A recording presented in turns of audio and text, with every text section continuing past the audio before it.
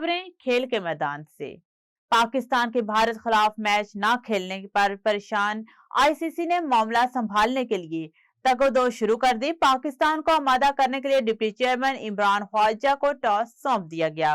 भारतीय मीडिया के मुताबिक इमरान ख्वाजा पाकिस्तान की बैकडोर राब्तों के जरिए बातचीत और बेसमेकर का किरदार अदा करेंगे। पाकिस्तान और भारत का मैच न होने पर 70 अरब रुपए का नुकसान का खदशा है। दोनों ममालिक में मैच 15 फरवरी को कोलंबो में शेड्यूल है।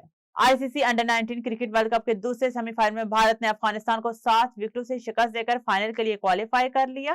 भारतीय अंडर 19 क्रिकेट टीम ने अफगानिस्तान की जानिब से मिलने वाला 311 रन के हदफ के तौकब 41.1 ओवर्स में 3 विकेटों के नुकसान पर बआसानी हासिल कर लिया। भारत की जानिब से आरोन जॉर्ज 115 रन बनाकर टॉप स्कोरर रहे। टी20 वर्ल्ड कप के दौरान कोलंबो में खराब मौसम के बायस कौमी टीम के लिए मुश्किलात का खदशा पैदा हो गया है।